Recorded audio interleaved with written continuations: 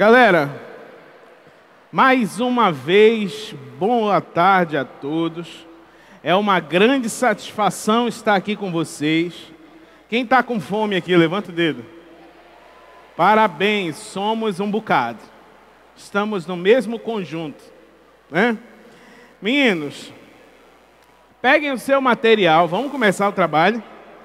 Hoje nós temos muita coisa, não é pouquinha, muita coisa. Está na página, já te dizer.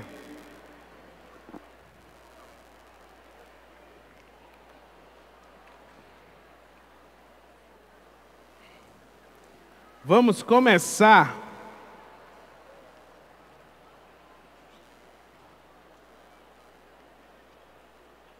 na página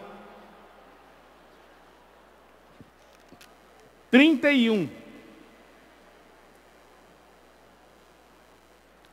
Página 31.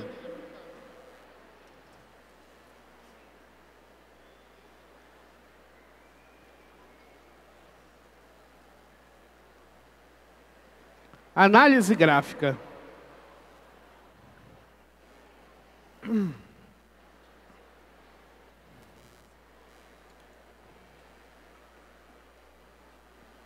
Beleza?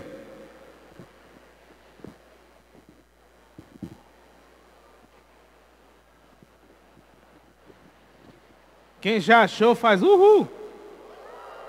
Então bora, página 31.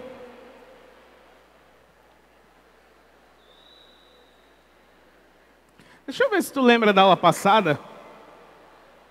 Rapidinho, antes de começar essa. Vamos ver se você lembra da aula passada. Senhores, para um triângulo ser retângulo, ele tem que ter um ângulo o quê? Cuja medida é? O maior lado é chamado de quê? E os outros dois? Um cateto pode ser o quê? Ou, depende de quem? Quando eu somo todos os ângulos, dá quanto? Se eu tiro de 90, dá quanto? Se dá 90, eles são ângulos complementares. Quem é o seno? Fala, oposto pela hipotenusa. Cosseno.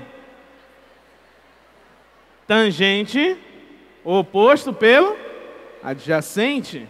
Que também pode ser o seno dividido pelo cosseno.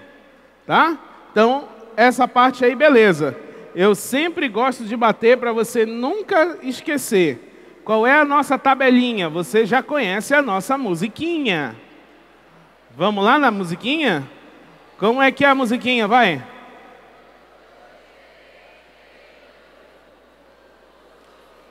Para, tá horrível, tá horrível. Para, tá horrível. Bora na bate-palma aí para soltar, vai. 1, 2, 3. Você põe a raiz, a tangente é diferente. Raiz de 3 sobre 3, raiz de 3. Pronto, aí, valeu, galera. Muito bem, parabéns para vocês, estão estudando. Galera, vamos continuar nesse mesmo ritmo, tá? A nossa aula de hoje é leitura de gráficos, certo? Quando eu falo leitura de gráficos, você sabe que hoje, no nosso dia a dia, tudo envolve gráfico.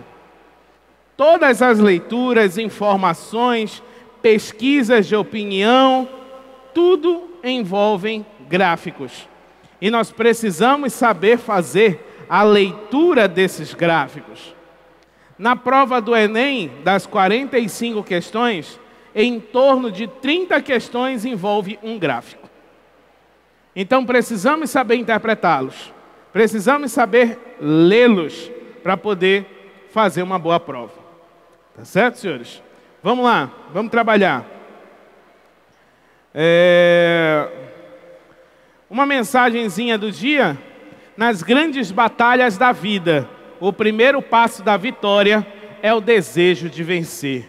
Quem aqui tem o desejo de vencer? Então hoje você vai aprender mais uma coisa comigo. Repita comigo. Eu tenho a certeza de vencer. Desse jeito, fala para o teu colega do lado, mas aí, fala para você agora, fala, eu tenho a certeza de vencer, fala. Quem é que tem a certeza de vencer aqui? Não, não é assim, é uhul, vai. Quem é que tem a certeza de vencer aqui? Pronto, agora a gente vai, vamos vencer, vamos para frente, que lá naquela prova em novembro, quem vai tirar mais de 40 questões aqui, levanta o dedo. Muito bem, tenha a certeza de vencer. Vamos embora, gente, vamos trabalhar. Nessa aula abordaremos as seguintes habilidades da matriz de competência para a prova de matemática e suas tecnologias. Observa, gente, habilidade 24, tá? Leitura gráfica, trabalho com estatística, habilidade 24. Utilizar informações expressas em gráficos ou tabelas para fazer inferências. 25. Resolver problemas com dados apresentados em tabelas ou gráficos. 26. Analisar informações expressas em gráficos ou tabelas como recurso para fazer a construção de argumentos. Beleza, gente? Então são essas as nossas 3 habilidades quando se fala de gráfico na estatística. Tá? Agora, olha só. Nos dias atuais, um dos requisitos para a formação do cidadão está na organização, na manipulação de dados encontrados em gráficos, vinculado por meios de comunicação. Essa organização e manipulação têm sido mais exigidas do leitor, uma vez que, no mundo moderno, os meios de comunicação de massa, escrito e visual, utilizam de forma frequente gráficos e tabelas nos mais variados assuntos. Para quem quer fazer uma boa prova do Enem, a capacidade de ler, compreender e interpretar gráficos é fundamental. Tá certo, gente? Essas 3 habilidades nossas estão envolvidas em todos os conteúdos de matemática, não somente em estatística. Mais um detalhe, galera. Quando você pega a sua conta de energia, não tem um gráfico do teu consumo? Quem aqui já viu uma conta de energia? Todo mundo, né? Tem lá o gráfico do consumo mês a mês. Quando você simplesmente... Calma, vamos chegar lá. Vamos conversar, vamos bater um papo. Nossa aula de hoje é mais um papo, né? Olha só, gente. É importante também saber que a prova do Enem exige do estudante não somente a habilidade de leituras e tabelas e gráficos, mas também é necessário saber extrair deles informações para a resolução de problemas. É o foco da nossa aula de hoje. É fácil perceber que tais gráficos e tabelas estão associados a situações do nosso cotidiano. Tá? Por exemplo, quem aqui tem Instagram? Levanta o dedo. Levanta o dedo aí. Eu também tenho, viu? É Prof. Davi Machado. Então, quando você tem um Instagram, o que trabalha? Isso daqui, esses dados que eu vou mostrar agora para vocês, foi uma reportagem da internet falando sobre o Instagram. Então, olha só, como o Instagram é utilizado no Brasil. Observa que essa palavra infográficos é um novo meio de passar informação, tá certo? Ele já vem aí andando desde 2010, mais ou menos, e vem se aperfeiçoando dia a dia. Hoje, quando você abre uma revista Veja, uma revista Isto É, grandes reportagens estão em infográficos. O infográfico é aquela tela, aquela tela que aparece em 2 páginas geminadas, em que tem gráficos, tem informações, tem texto. Isso são infográficos, tá certo? Vamos observar aqui, ó. Espera aí, que vamos fazer a pose para a foto. Pronto. Olha lá, vamos embora. Pessoal, observe o seguinte. Nesse post reunimos alguns infográficos que apresentam dados bastante interessantes sobre o Instagram no Brasil. Rede social, Facebook, foi uma das que mais cresceu nos últimos anos. Pessoal, só para você ter uma ideia, o quanto o visual é importante para nós no dia de hoje. Como todos sabem, eu tenho um curso de matemática. Quando a gente fez a divulgação em panfleto, o retorno foi muito pequeno. Muito pequeno. Quando nós começamos a fazer a divulgação do curso via rede social, ou seja, o visual, o olhar que gruda a tua atenção, que hoje é Facebook e Instagram, o retorno foi muito maior. Muito maior. Então, aqui está, por exemplo, as redes sociais de Facebook e Instagram. O Facebook, no caso, foi a que mais cresceu no Brasil nos últimos anos. Olha só, qual é o retorno que as marcas obtêm utilizando o Instagram? Ó, as 3 maiores marcas, Nike, MTV e Carrefour. Né? Olha o tanto de seguidores em 23 de maio de 2013. Tu imaginas como é que ele está hoje? Certo? Ó, outro infográfico. Observa que esse infográfico ele está te mostrando informações sobre aquele assunto. Só que ao invés de colocar num gráfico comum, ele está utilizando desenhos, ele está utilizando balõezinhos, está fazendo diferente. Certo? E hoje a pedida de mercado é essa.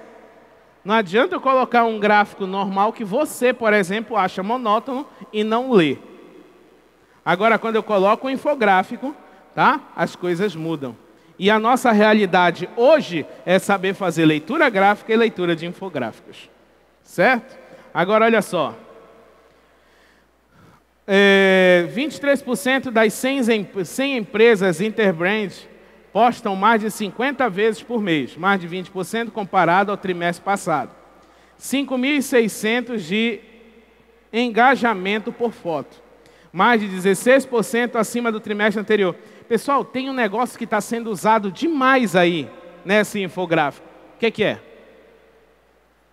Porcentagem. Chegamos num ponto importante. Na tua prova do Enem, o que mais cai é porcentagem. Davi, mas a porcentagem seca? Não, é uma porcentagem metida dentro dos outros conteúdos. Então você tem que saber trabalhar a porcentagem.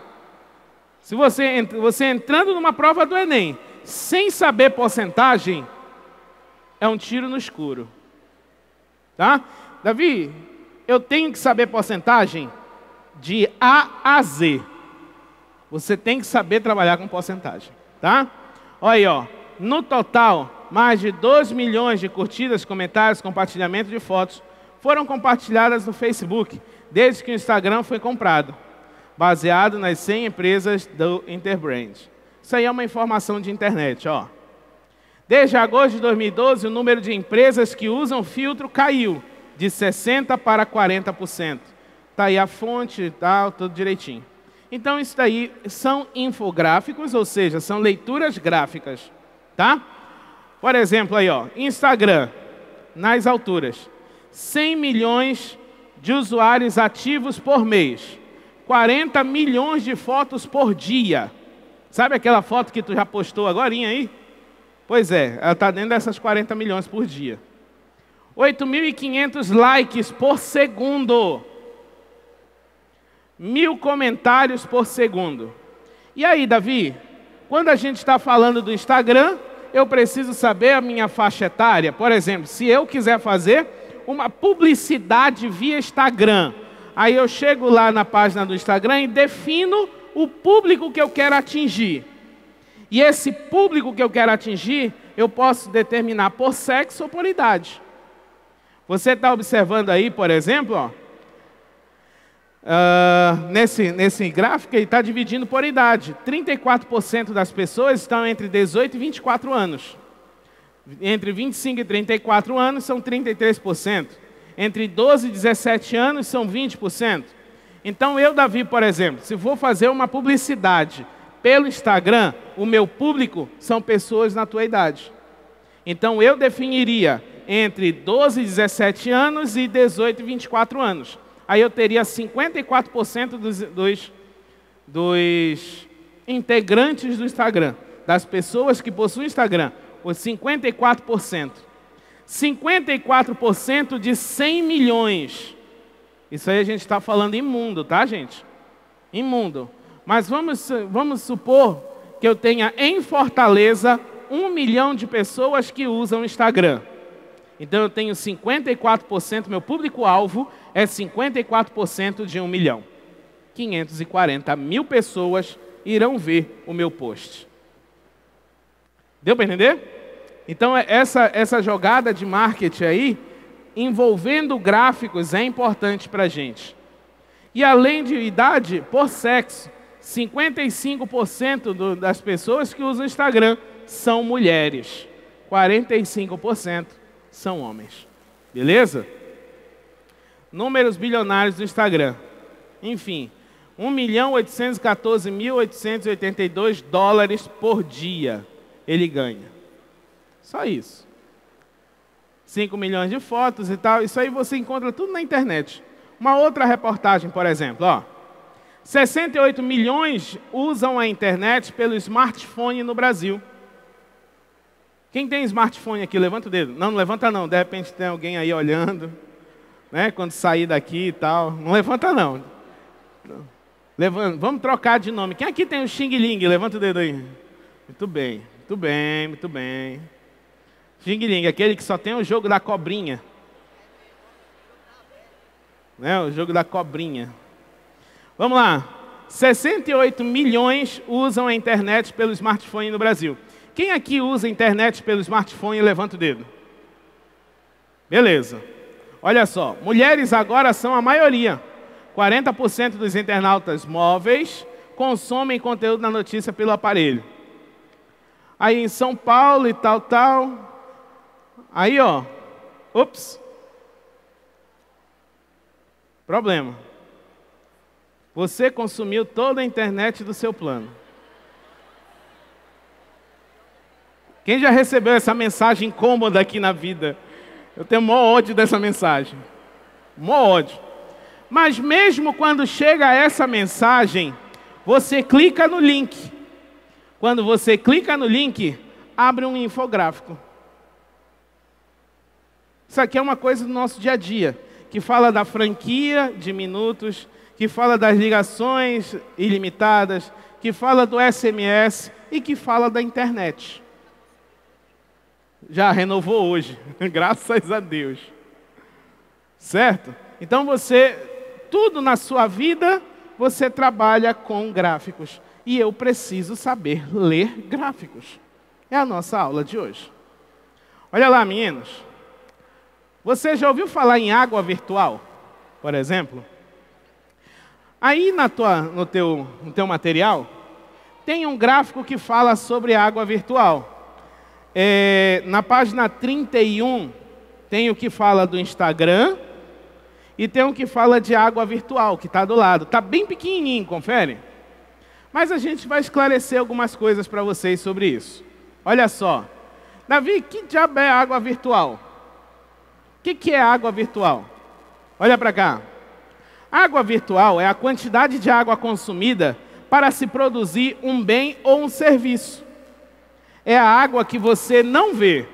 É aquela que foi gasta durante o processo da cadeia produtiva da produção de matéria-prima até o consumo final.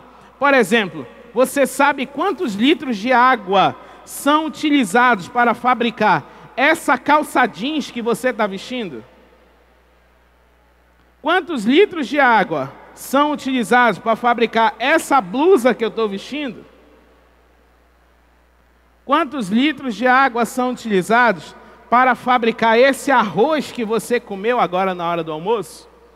Você sabe quantos litros de água são gastos? Vamos aprender. Pessoal, olha para mim. Água virtual. Camarada, clica aí para mim, por favor. Olha só. A água tem uma xícara de café. Resposta fácil. A capacidade do conteúdo da xícara. Mas se usarmos o conceito de água virtual, uma xícara de café tem 140 litros de água. Isso mesmo. Segundo o conceito, a água virtual leva em consideração toda a água usada para fabricar um produto industrial ou um alimento. A ideia partiu do professor John Allan, que recebeu o Prêmio Estocolmo da Água em 2008 por esse conceito inovador. O professor cita como exemplo a produção de 1 tonelada de trigo. Para obter essa quantidade de trigo, são necessárias 100 toneladas de água ou mais. Uma simples calça jeans se transforma numa vilã quando se aplica o conceito de água virtual. Para que você possa vestir essa calça, são gastos 10.000 litros de água. Mas para este professor do Instituto Internacional da Água em Estocolmo, a indústria de alimentos é a campeã no gasto de água. Segundo ele, a demanda por alimentos vai crescer nos próximos anos e vai faltar água para acompanhar esse crescimento se continuarmos com os atuais hábitos alimentares. Um ponto que impressiona é o do consumo de carne. Para um único hambúrguer ser produzido, são necessários 2.400 litros de água. Dá um pause aí, Com base rapidinho. nisso, o professor John Allan fez um desafio. Pessoal, para fabricar uma carne de hambúrguer, são necessários 2.400 litros de água. Davi, onde é que tem essa água? Tem o boi tem que crescer, o boi tem que comer, o boi tem que engordar, o boi tem que ir para o matadouro, o boi tem que ser morto, o boi tem que ser retalhaçado todinho, o boi tem que ser cortado. Todo o processo para chegar na carne de hambúrguer foi utilizado 2.400 litros de água. Ah, Davi, então é por isso que o povo diz que está acabando a água do mundo. Aí eu chego lá na Praia do Futuro e vejo aquele marzão. Aquilo ali é água salgada. O que está faltando é água potável. Ah, Davi, mas eu chego lá no Pará, de terra de onde eu vim, são rios e rios e rios de água doce. Correto. Só que o problema é a produção do alimento. Solta aí, parceiro. Ele propõe que as dietas vegetarianas substituam o consumo da carne, uma saída para quem quer ser ecologicamente correto e contribuir com a redução do consumo da água. Alguém aqui quer ser ecologicamente correto e deixar de comer uma bela picanha mal passada e comer um pé de alface? Eu juro que essa é a vontade que eu tenho, mas é mais forte do que eu. Juro. Então, olha só, gente. Exemplo no nosso dia a dia. Vamos ver no nosso dia a dia o que é isso? Olha só. Irrigação de arroz.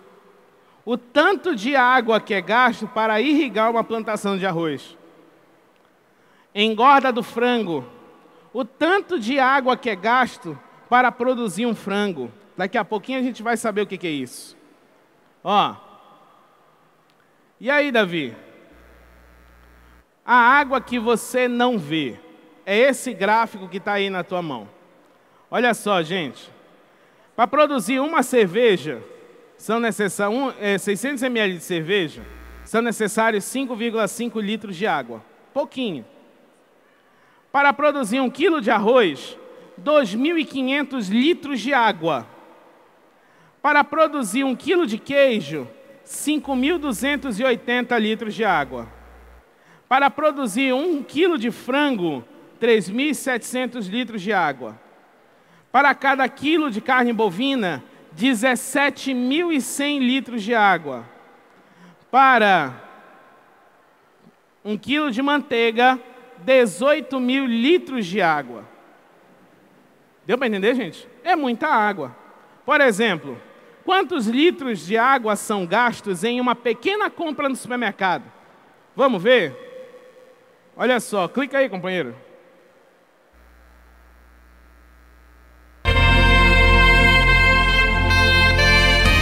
Relax. Take your time. Isso aqui, gente, é uma aula de 2011 que eu usei, que não deu tempo de fazer a atual, tá? Então você vai ver que são pessoas de outro estado, outras situações, tá? Beleza, galera. E hoje a gente está aqui dentro de um dos supermercados de Belém, junto com a equipe Mix, para mostrar para você alguns itens do nosso cotidiano, do nosso dia a dia, itens que nós levamos para dentro da nossa casa e que tratam um pouco sobre água virtual. Afinal de contas, quantos litros de água gasta-se para você fabricar 1 quilo de arroz, ou então 1 quilo de feijão, ou 1 quilo de carne bovina. É o que nós vamos então acompanhar agora junto com a equipe Mix. Acompanha a gente, vamos lá. Acaba bonito isso, olha. Relax. Ator do Opal. Take your time.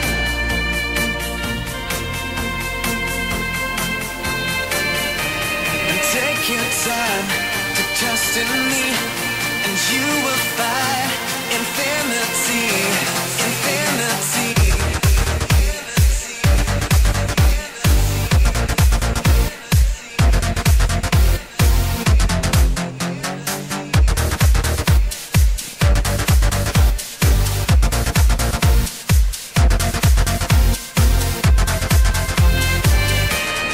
Take your time to trust in me, and you will find infinity, infinity.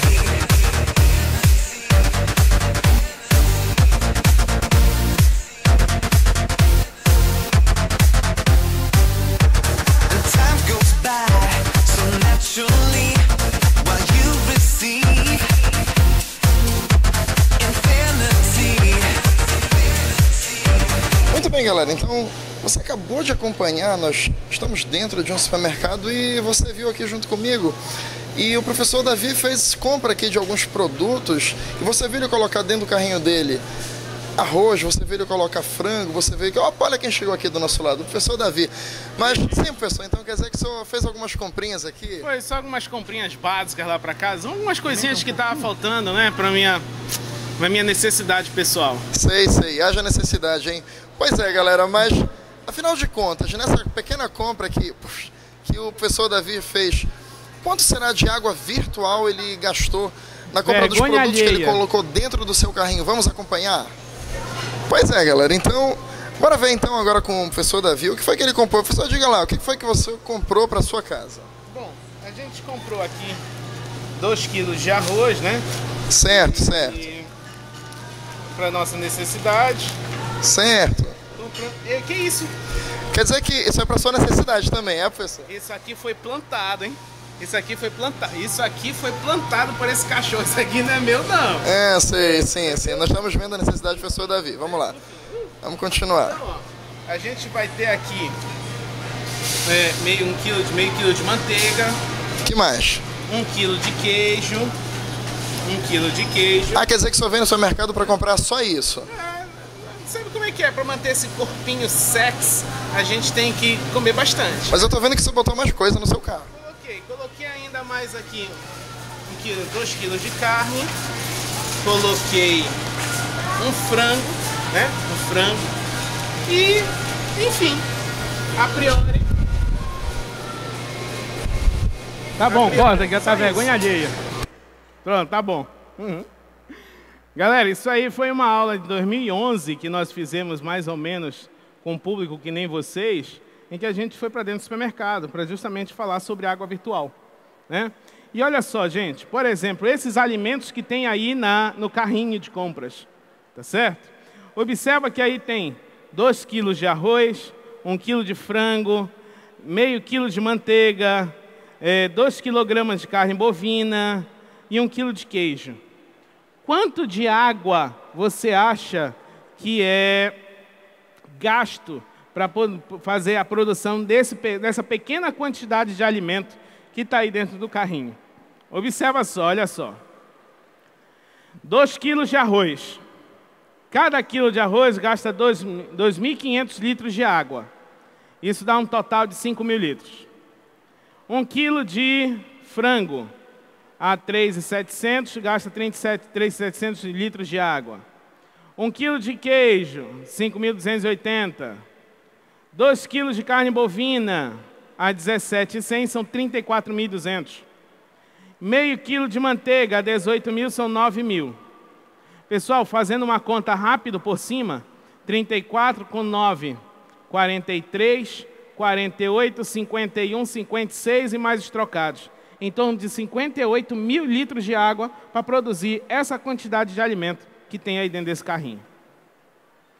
Deu para entender, senhores? Como a gente está passando por um processo, tá? hídrico e toda prova do Enem cai alguma coisa relacionada à água, eu trouxe essa curiosidade para vocês na aula de hoje. Tá certo? Agora, olha só. O gráfico que, se fosse montar, por exemplo, uma questão desse tipo, era colocado esse gráfico aí para você. Tá certo? Aí ele perguntaria, para a produção de necessita de quantos litros de água? Aí a gente faria essa continha aqui, ó. Deu para entender? Partimos da leitura de um gráfico. Partimos da leitura desse gráfico. Beleza, senhores? Olha só agora. Uma questão que já caiu sobre água virtual. Na prova de Enem 2009. A gente não vai resolvê-la agora, tá certo? Mas dê uma procurada na internet. Prova do Enem 2009, a prova que foi cancelada por conta de vazamento de prova. Então, essa prova, tá? Caiu uma questão sobre a água virtual. Certo? Vamos embora. Vamos começar a aula de hoje. Tá bom. Bora começar a aula de hoje. Pessoal, gráficos e tabelas estão presentes nas 4 áreas da prova objetiva do Enem, mas certamente aparecem com mais frequência na prova de matemática e suas tecnologias, contemplando a 6ª competência avaliada nesta área.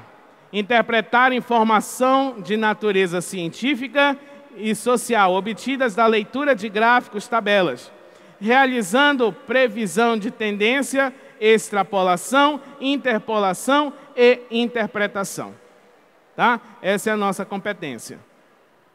Mais infográfico para vocês, que tem aí no material, 2 infográficos. E bora praticar. Pega aí, por exemplo, o exemplo 1, que tem aí no teu material, por favor. Está na página 31 mesmo.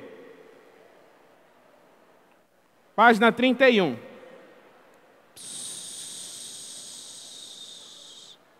Vamos lá, gente, que aqui só tem calouro. E para chegar lá, a gente precisa ter foco. E o foco é o estudo agora. Olha para o teu colega do lado e diz assim, ei, doido, eu quero estudar. Fala para ele aí. Vamos lá. O termo agronegócio não se refere apenas à agricultura e à pecuária, pois as atividades ligadas a essa produção incluem fornecedores de equipamentos, serviços para a zona rural, industrialização e comercialização de produtos. O gráfico seguinte mostra a participação percentual do agronegócio no PIB brasileiro. Este gráfico foi usado em uma palestra na qual o orador ressaltou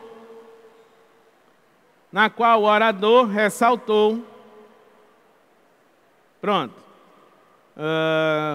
Segundo o gráfico, tal, tá aqui. No qual o orador ressaltou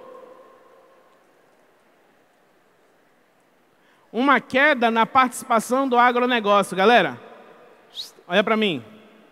Uma queda na participação do agronegócio. Grifa isso aí, passa o marca-texto, chama a atenção na questão. Uma queda. Beleza? Uma queda na participação do agronegócio do PIB brasileiro. E a posterior recuperação dessa participação em termos percentuais. Segundo o gráfico, o período de queda, grifa queda. Galera, qual foi o período de queda no gráfico? 2008 para 2009? Ou melhor, 98 para 99? Não. 99 para 2000? Não. Então fala para mim, qual foi o período que teve queda? Olha só. Vamos olhar? Está bem aqui, ó. De 2003 até quanto? Vai. Alternativa correta. Que letra? Letra C de calouro. Cadê o uhul? C de calouro. Melhorou. Vamos lá. Questão de número 2. Eu vou fazer 2 questões e deixo uma para você. E você faz aí, a gente corrige. Tá certo? Questão de número 2. Vamos lá. Enem 2009. Dados da Associação Nacional de Empresas de Transportes Urbanos, ANTU, mostram que o número de passageiros transportados mensalmente nas principais regiões metropolitanas do Brasil vem caindo sistematicamente. E esse número caiu para 321,9 milhões em abril de 2001. Grifa.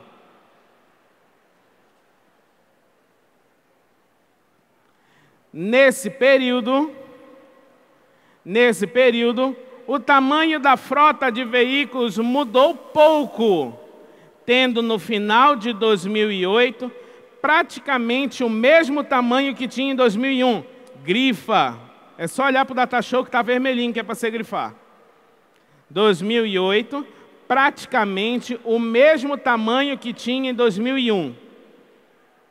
Grifa. Pessoal, quando numa questão ele coloca praticamente o mesmo tamanho, você vai considerar o quê? Que eles são o quê? Iguais. Praticamente o mesmo tamanho, são iguais. Tá? Agora, o gráfico a seguir mostra um índice de produtividade utilizado pelas empresas do setor, que é a razão, grifa de novo, razão entre o total de passageiros transportados por dia e o tamanho da frota de veículos. Certo? Vamos lá. Supondo que as frotas totais de veículos nasquelas regiões metropolitanas, em abril de 2001 e em outubro de 2008, eram do mesmo tamanho. Grifa. Os dados do gráfico permitem inferir que o total de passageiros transportados no mês de outubro de 2008 era aproximadamente igual a... Pessoal, vamos embora. O que é que eu pedi para você grifar primeiramente? 321,9 milhões em abril de 2001. Está destacado isso aí já? Beleza. Então, em abril de 2001, eram 321,9 milhões de pessoas, de passageiros. Tá? Vamos seguir.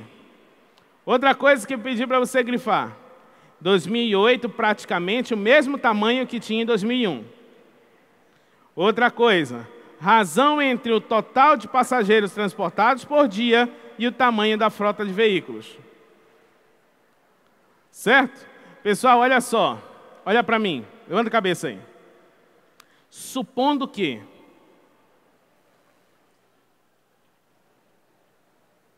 eu tenho uma fração. Não dá para fazer aqui. Numerador, denominador. Numerador, denominador. Aí ele vai fazer aqui outra fração. Faz a fração assim. Isso. Está aí a fração dele. Pessoal, se os denominadores são iguais, o que é que muda de uma fração para outra? Os numeradores, confere? Sim ou não sim? Se esse numerador for maior do que esse dele, então a minha fração é maior. Concorda? Sim ou não sim? Se o meu numerador for menor que o numerador dele, a minha fração é a menor, confere? Porque os denominadores são iguais. Comparação entre frações. Tá certo? Preciso saber disso. Olha só. Vem. Abril de 2001 em outubro de 2008 era o mesmo tamanho da frota. Então, vamos embora. Olha só. Olha como é que a gente faz. Vamos pegar aí o nosso gráfico. Aí ele coloca assim ainda. Supondo que as frotas totais de veículos nas regiões consideradas em abril de 2001, grifa, em outubro de 2008 era do mesmo tamanho, A quantidade total de passageiros transportados é diretamente proporcional à quantidade de passageiros por veículo. Assim, nessas condições, a quantidade total de passageiros transportados em outubro de 2008 foi... Olha para cá, gente. Olha como a gente resolve. Em outubro de 2001, eram quantos passageiros aí, gente? Em abril de 2001, desculpa. Em abril de 2001, olha no gráfico agora, faz a leitura no gráfico. Quantos passageiros tinham em abril de 2001? 400 passageiros por veículo. Então, diariamente, um veículo transportava 400 passageiros. Deu para entender? Ok? Agora, em outubro de 2008, quantos passageiros tem por ônibus?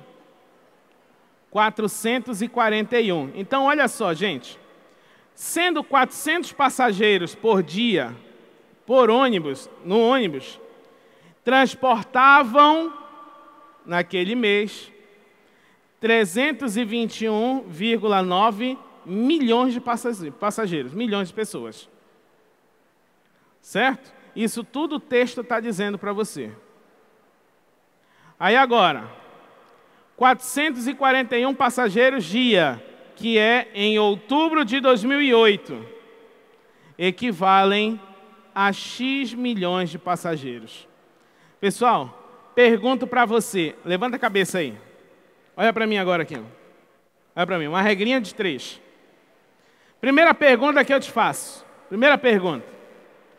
400 passageiros dá um total de 321,9. Se eu aumentar o número de passageiros transportados por dia, o meu total aumenta ou diminui? Cresce ou decresce? Cresce. Então, se um cresce e o outro também cresce, na mesma proporção, são grandezas o quê? Grandezas o quê? Diretamente proporcionais. Deu para entender? Pessoal, estou falando grego ou deu para entender? De novo. Se uma grandeza cresce e a outra grandeza também cresce na mesma proporção, são grandezas o quê, gente? Diretamente proporcionais. Por exemplo,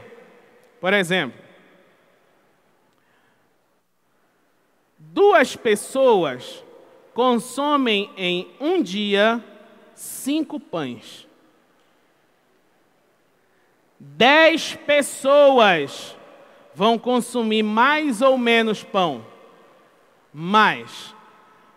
Observa aqui, eram 2, passou para 10, aumentou.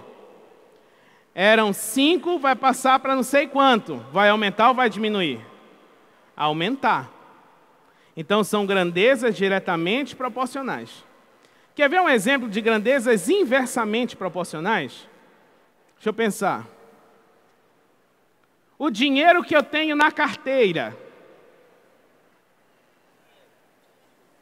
e o número de vezes que eu levo a minha esposa ao shopping são grandezas diretas ou inversas? Inversas, né? Quanto mais vezes ela ir, mais a gente se lasca, né? Mas tem que trabalhar. Deu para entender, gente? Então aí são grandezas diretamente proporcionais. Meninos, olha para mim agora. Vamos resolver. Toda vez que você tiver uma regra de 3, já que são grandezas diretamente proporcionais, você conserva as frações da mesma forma que você montou. Ou seja, 400 está para 441, assim como 321,9 está para quem? Vai? X. Pessoal, o que a gente aplica agora? Teoria da Xuxa, multiplica em X, né? Como é que fica? Vai. 400x igual a 441 vezes 321,9. 400 que está multiplicando passa dividindo. Aí você vai ter 441 dividido para 400 vezes 321,9, que vai dar um total de quanto aí, gente? 355 milhões de pessoas, aproximadamente. Qual é a alternativa correta? Letra A de I love you. Vamos lá? Valendo? Qual é a alternativa correta? Vamos ler junto. O cultivo de uma flor rara só é visível se, do mês de plantio para o mês subsequente, o clima da região possui as seguintes peculiaridades. A variação no nível de chuva, pluviosidade, nesses meses, não for superior a 50 milímetros. 2. A temperatura mínima nesses meses for superior a 15 graus Celsius. 3. Ocorrer nesse período um leve aumento não superior a 5 graus Celsius na temperatura máxima. Pessoal, são quantas condições? 3. Olha para o teu gráfico. Pessoal, no teu gráfico, quantas informações tem nesse gráfico? Ele é um... Vamos lá, galera que está conversando, simbora, vamos lá, vamos para frente, senão não dá para concentrar. Quantos gráficos tem em um único gráfico aí? Tem 3. Toda vez, gente, que você pegar uma questão de gráfico, olha os eixos verticais e olha o eixo horizontal. O vertical da esquerda está falando do que? Vai. Pluviosidade. O horizontal, meses do ano. E o vertical da direita, temperatura. Tá certo até aí? Senhores, observa que também ele está fazendo a distinção entre os anos 2012 e 2013. Tá? Agora olha lá embaixo, na legenda. As colunas, tá? As colunas falam da pluviosidade. Olha aqui para o Data Show. As colunas falam da pluviosidade. A linha contínua fala da temperatura máxima. E a linha pontilhada fala da temperatura mínima. Então eu tenho nas colunas verticais pluviosidade, temperatura mínima e temperatura máxima. Deu para entender, senhores? Tranquilo até aí? Vamos seguir. Com base aí detalhe, né? Ele diz assim, ó. Um floricultor, pretendendo investir no plantio dessa flor em sua região, fez a consulta a uma meteorologista que lhe apresentou o gráfico com as condições previstas para os 12 meses seguintes nessa região. Com base nas informações do gráfico, o floricultor verificou que poderia plantar a flor rara. O mês escolhido para o plantio foi... Pessoal, olha para mim aqui, rapidinho. Se você for fazer essa questão, olhando gráfico por gráfico, você não consegue. Essa questão foi interessante ela ter vindo para a gente aqui no Academia Enem, para eu te mostrar que fica mais fácil nós fazermos a análise de alternativa por alternativa. Por quê, Davi? Observa que eu tenho janeiro, fevereiro, agosto, novembro, dezembro. E os outros meses estão descartados. Se você for analisando as 3 informações mês a mês, você não faz a questão. Agora, se você pegar mês a mês nas alternativas, você só vai analisar 5 meses. Deu para entender, gente? Isso é esperteza. Isso é o... né?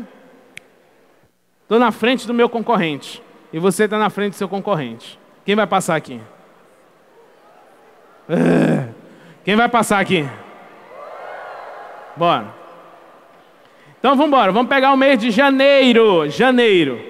Galera, olha só. Primeira afirmação diz assim: a variação no nível de chuva nesse mês não for superior a 50 com o mês seguinte. Pessoal, mês de janeiro, olha para o Data Show. Mês de janeiro, ó. Dá um pouquinho menos de 150, concorda? Sim ou não sim? Agora, o mês de fevereiro, houve uma redução. Mas essa redução foi maior de 50 milímetros de chuva? Não, ela foi em torno de 10 ou 15 ali, mais ou menos.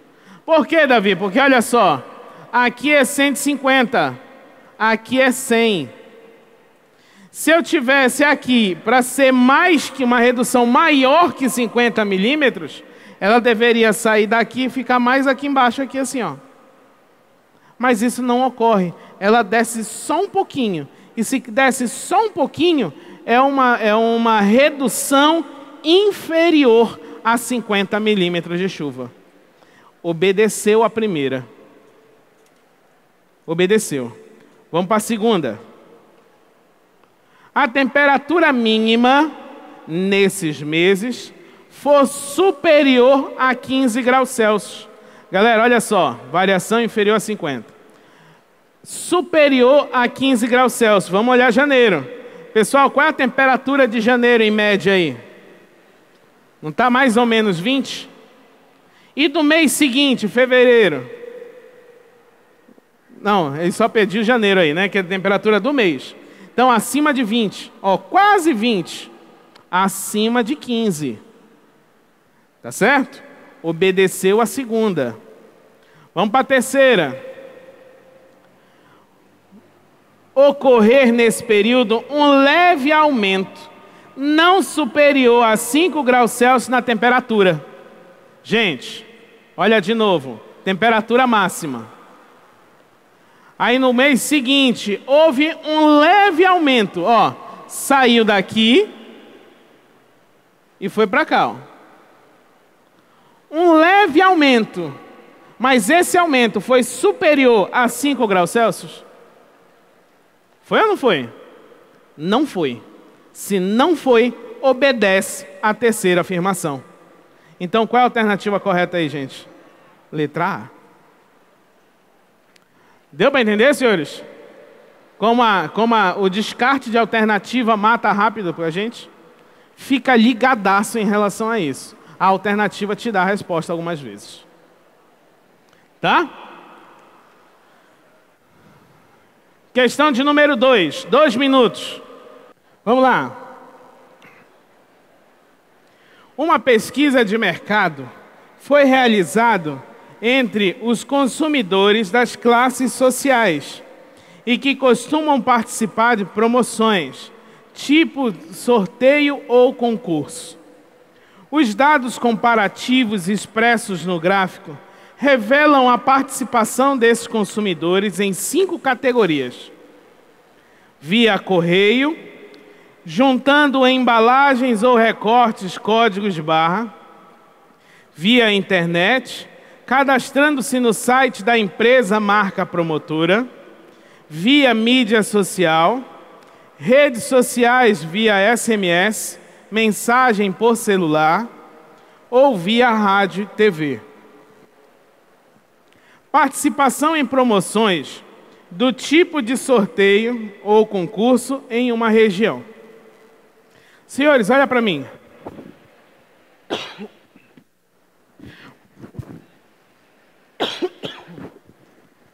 Vamos fazer a leitura desse gráfico. Meninos, primeira coisa que eu devo ler é o que significa os eixos. Tá? O que significa o eixo vertical? Dá uma olhada aí, o eixo vertical, o que significa? As porcentagens. Então varia de 0 a 45. Tá certo? De 0% a 45%. Ok? Olha só. Cada barrazinha dessa. A primeira é correio, a segunda é internet, a terceira é mídia social, a quarta é SMS e a quinta rádio e TV. Tá certo? Agora olha só, vamos continuar. Uma empresa vai lançar uma promoção utilizando apenas uma categoria de classes A e B. A/B. Uma categoria de classes C e D. De acordo com o resultado da pesquisa, para atingir o maior número de consumidores. O maior número de consumidores, grifa. O maior número de consumidores. Das classes A, B, C, D, a empresa deve realizar a promoção respectivamente via...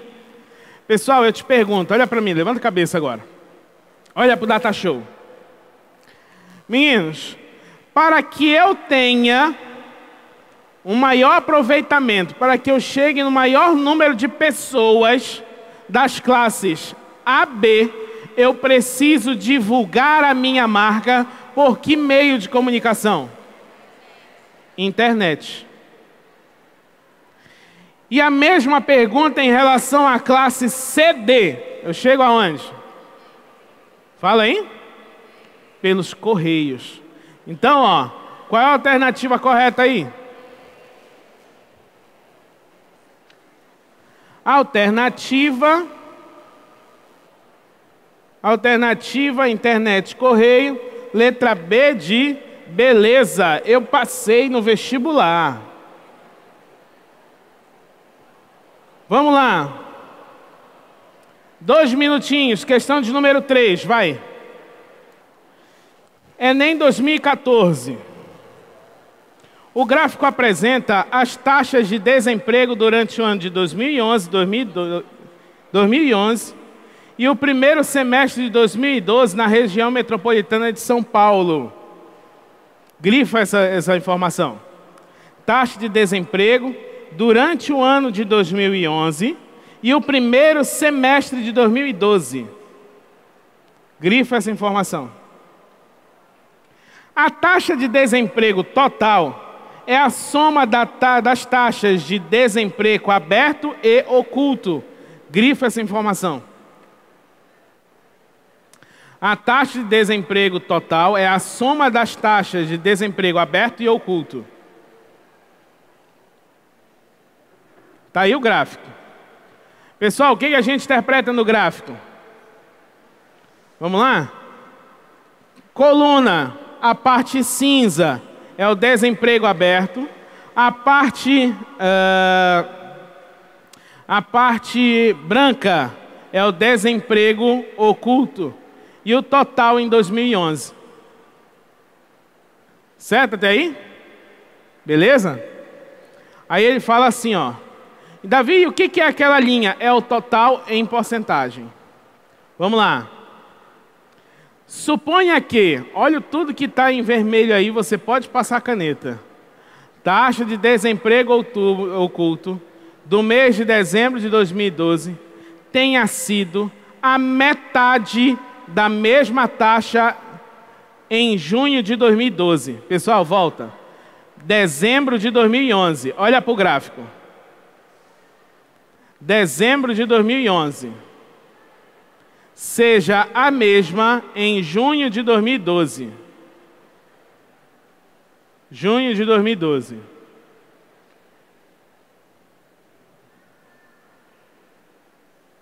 Tá? Vamos lá de novo.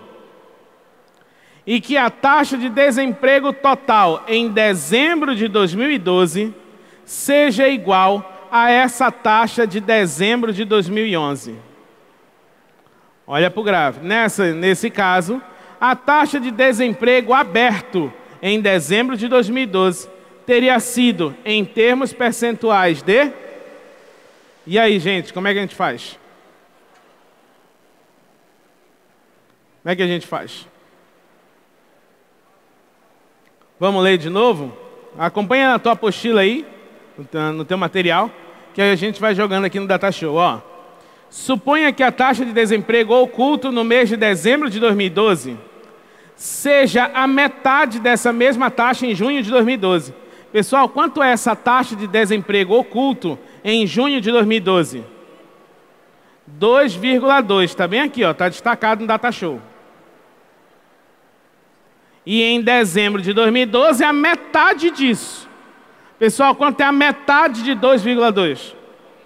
1,1. Guarda na tua cabeça aí, 1,1. E que a taxa de desemprego total em dezembro de 2012 seja igual à taxa de desemprego em dezembro de 2011. Pessoal, em dezembro de 2011, quanto é a taxa total de desemprego? 9. Tá aí, ó. Olha o Datashow. 9. Dezembro de 2011. Então, como é que eu acho dezembro de 2012? Olha só. Você vai fazer esses 9 menos o oculto, que é a metade de 2,2, que dá 1,1. E quando você faz essa diferença, isso vai dar quanto, gente? 7,9. A alternativa correta, que letra? Letra E. Foi que você não entendeu, Flor? Então vamos voltar desde o início. Olha, observe o seguinte, eu preciso ir lendo e você identificando aí. Taxa de desemprego oculto do mês de dezembro de 2012, que é o que eu quero, tenha sido metade da taxa de desemprego de junho de 2012. Os gráficos de barra equivalem a 2012 e a linha equivale a 2011. Certo? Então ele fala que de dezembro de 2012 é a metade do de junho de 2012. O de junho de 2012 é o 2,2. Metade, que dá 1,1. Aí ele fala de novo que a taxa de desemprego total de dezembro de 2012, que é o que eu quero, é igual a de dezembro de 2011. Então aí eu vou olhar na linha. Em dezembro de 2011 é o 9. Aí eu faço 9 menos esse 1,1, que dá 7,9. Sacou? Beleza? Vamos lá? Valendo. Em 2010, cerca de 3,24 milhões de passageiros foram transportados entre Estados Unidos e Brasil. Grifa, 3,24 milhões de passageiros entre Estados Unidos e Brasil. Grifa, eu vou precisar disso na questão. De acordo com dados divulgados pela Agência Nacional de Aviação Civil, ANAC, o gráfico mostra a distribuição relativa do número de passageiros transportados entre o Brasil e os 5 destinos mais procurados, dos quais apenas 2 países são europeus, França e Portugal. Aí ele deu o gráfico. De acordo com esses dados, o valor que mais aproximado para a quantidade total de passageiros transportados em 2010 entre Brasil e os países europeus. Grifa, Brasil e países europeus. Grifa aí. Mostrado no gráfico é... Galera, olha para mim. Agora olha para mim. Primeiramente, eu preciso saber o número total de passageiros brasileiros. Como é que eu vou descobrir o total de passageiros brasileiros? Ele me deu uma relação. Ele diz que entre o Brasil e os Estados Unidos foram quantos passageiros? Diz aí para mim. Diz aí para mim. Sâmia Moraes, procure essa moça. Urgente. Tá? Então, olha só. Entre o Brasil e os Estados Unidos, a questão diz que foi 3,24 milhões de passageiros. E dentre os passageiros brasileiros, os Estados Unidos ocupou que margem percentual, gente? 35%. Aí eu descubro. Quer dizer, então, que 35% do total de passageiros foi para os Estados Unidos. E esse 35% equivale a 3,24 milhões de pessoas. Deu para entender, gente? Galera aqui da frente, deu para entender? Vou repetir. Preste atenção. Oi, som, oi. Preste atenção. Quantos por cento dos brasileiros viajaram para os Estados Unidos? 35%. Olha a primeira frase do texto. Em 2010, cerca de 3,24 milhões de passageiros foram transportados entre Estados Unidos e Brasil. Então, esses 35% aí equivale a quanto, pessoal? Esses 35% equivale, primeiramente, encontrar, no caso, o total de brasileiros e, segundo, encontrar o total de turistas europeus. Vamos lá. 35% do total de passageiros, então, vezes em, é igual ao 3,24. Está 324 aí, mas é 3,24. Aí a gente vai ter aí... no Data Show tem que tirar 2 zeros daí, tá, gente? Que dá 324, mas é 3,24. Então, vai dar aí, no caso, 9.257.143. Então, olha só, de novo. Se eu perguntar para você, gente, quantas pessoas viajaram entre o Brasil e os Estados Unidos? 3,24 milhões. Quanto é o total de passageiros brasileiros? 9.257.143. Agora, desses 9.257 mil passageiros, 9.257.143 passageiros, tá? Eu pergunto para você, quantos por cento viajaram para a Europa? Detalhe, quais são os 2 países europeus que estão no gráfico? França e quem, pessoal? E Portugal. E agora, Davi, o que eu faço? Você faz assim, Olha só. França e Portugal. Você faz 11% França, 16% Portugal. Então você vai somar essas 2 porcentagens e multiplicar pelo total de passageiros. Quando você faz isso, dá aproximadamente 2.499.429 passageiros. Qual é a alternativa correta? Qual é a alternativa correta aí? D de dado. Alternativa D de dado. Beleza, gente? Tranquilo até aí? Só uma pergunta. Se você não souber fazer assim, calcular o total de passageiros desta forma, como é que você faz? Uma regrinha de 3, né? 35% equivale a 3,24 milhões, assim como 100% equivale a X. Beleza? Aí vai dar 9.257.143.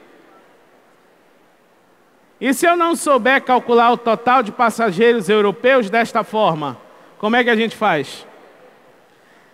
16 mais 11 dá 27%, então você vai dizer que 9 milhões equivale a 100%, assim como 27% equivale a X. Aí você encontra o total de passageiros. Beleza, senhores? Ok? Vamos para 5. A diretoria de uma empresa de alimentos resolve apresentar para seus acionistas uma proposta do novo produto. Nessa reunião foram apresentadas as notas médias dadas por um grupo de consumidores que experimentaram o novo produto e 2 produtos similares concorrentes, A e B. Está aí o gráfico.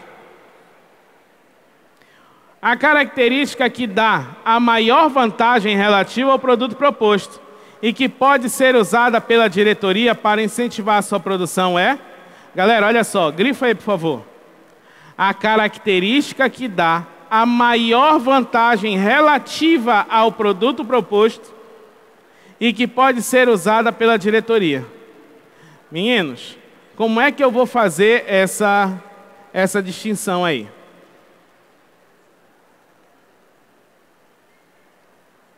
E aí? Olha só. Pessoal, eu vou analisar, olha para o gráfico. O que está no eixo vertical aí? O que está no eixo vertical? Não é a nota. Então, o meu produto é melhor do que os similares quando a minha nota for maior ou menor que os similares? Maior. Certo? Onde é? Fala para mim aí, grifa aí no teu material, tá? Em quais produtos a minha nota, que é o proposto, é maior do que A e B? Forma é maior ou menor? Maior. Textura é maior ou menor? Menor, eu descarto. Cor é o que, gente? Igual. Só que tem que ser maior. Né? Tamanho é um pouquinho maior, mas ela entra. Sabor, maior. Odor, maior. Aí observa o seguinte, como é que a gente vai fazer? A maior vantagem relativa corresponde à maior diferença entre a nota do produto e as notas dos produtos A e B. Pessoal, sem fazer conta, fala para mim, onde é que o meu produto é maior do que os produtos A e B? Hein? No sabor. No sabor. Qual é a alternativa correta? Letra D de Davi Machado.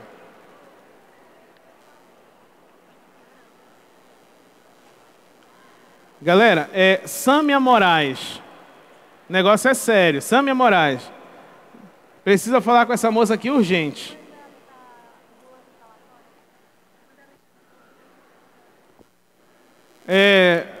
Quem está lá fora, filho? Tem uma ambulância lá fora. Então é um problema de saúde sério de uma amiga dela. Sâmia Moraes, procure essa moça. Tá? Vamos para a próxima? Questão de número 7.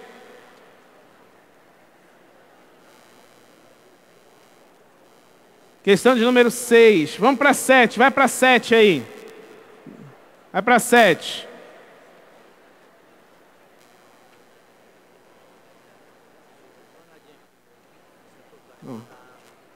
Vai para 7. Pode puxar.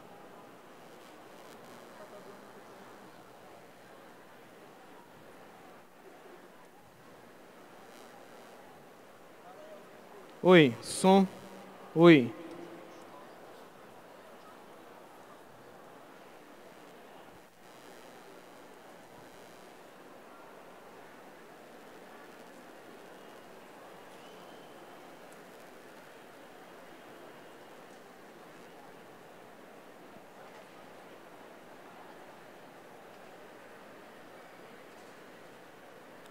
Vamos fazer a 7, gente, que nosso horário já está estourando. Vamos para 7. O investidor inicia um dia com X ações em sua empresa. Grifa, X ações. Grifa. No decorrer desse dia, ele efetua apenas 2 tipos de operação. Compra ou vende ações. Para realizar essas operações, ele segue estes critérios. Olha só. Vende metade das ações que possui, assim que seu valor fica acima do ideal. VI. Localiza no gráfico a reta VI. Localiza aí. Localizou. Compra a mesma quantidade de ação que possui, assim que seu valor ficar abaixo do valor mínimo. Encontra a reta do valor mínimo. Encontrou aí, né? 3. Vende todas as ações que possui quando seu valor fica acima do valor ótimo. Encontra o valor ótimo. Beleza? Vamos seguir. O gráfico apresenta o período de operações e de variação. De operações e a variação do valor de cada ação em reais no decorrer daquele dia. E a indicação dos valores ideal, mínimo e ótimo. Quantas operações o investidor fez naquele dia? Pessoal, olha para o gráfico. Vamos estudar esse gráfico aqui, olha para cá. Olha para mim. Vem comigo. Pessoal, o que significa esse eixo vertical? Vem aqui. Fala para mim, vai. Isso tudo é fome, é? Bora, gente, reage. Quem vai passar no vestibular aqui? Tá devagar. Quem vai passar no vestibular aqui? Quase aí. Quem vai passar no vestibular aqui? Bora que tem um colégio que se prepara para vestibular bem aqui embaixo. Ele tem que te escutar. Vai. Quem vai passar no vestibular aqui? Melhorou. Vamos reagir agora. Pessoal, eixo vertical, o que é? Fala. Valor da ação. Eixo horizontal, o que é? Fala. Tempo. Tá passando tempo. VM, o que é o VM? Valor mínimo. O que é o VI? Valor ideal. O que é o VO? Valor ótimo. Valor ótimo. Pessoal, tem uma pegadinha nessa questão. Tem uma pegadinha nessa questão. Eu preciso que você veja isso, enxergue isso. Olha só. Você está observando que começa bem aqui o valor da ação? Sim ou não? Aí ele diz, Davi, ele me diz que o valor da ação é X. Pessoal, nesse tipo de questão, adota um valor para esse X. Fica mais fácil você adotar um valor. Eu, Davi, vou dizer que esta ação vale R$10. Vou dizer que vale R$10. Pessoal, aí esta ação, o valor dela vai crescer ou vai decrescer? Cresce ou decresce? Assim, como não dá para distinguir de longe, fala assim, sobe ou desce? Sobe. Tá subindo, pi, pi, pi, pi, parou. Onde é que ela chegou? Fala. No valor ideal. Quando ela chega no valor ideal, o que ele faz? Ele vende metade delas. Se ele tinha 10 ações, ele vendeu metade. Ficou com quanto agora? Com 5. Naquele ponto ele ficou com 5. Beleza? Aí ela sobe de novo, ó. Subiu. Chegou aqui e começou a descer. Desceu, desceu, desceu, desceu, desceu. Quando chegou bem aqui nesse ponto, o que ele faz? Ele compra o mesmo número de ações que ele tinha naquele momento. Ele não tinha 5 ações? Ele agora vai comprar mais quantas? Fala. E vai ficar com quantas? 10 ações. Então ele vai fazer mais uma operação aí e ficar com 10 ações. Aí o valor da ação vai começar a crescer de novo, olha. Subiu, subiu, ó. Opa, mas aí aqui tem um retão. Onde é que está a pegadinha da questão? A pegadinha da questão é que como isso aqui é um retão, o cara já vai empolgado aqui para cima. Ah, mas bem aqui é valor ótimo, ele vai vender tudo. Legal. Ele vai vender tudo. Só que antes dele chegar no valor ótimo, ele passa pelo valor o quê? Fala, ideal. E toda vez que ele passa no valor ideal, o que ele faz? Ele vende a metade. Então, quando ele chegar nesse ponto, ele vende a metade das ações dele. Ele fica com umas 5 ações. E esse preço da ação continua subindo até que chega no valor ótimo. Quando chega no valor ótimo, o que ele faz? Vende tudo.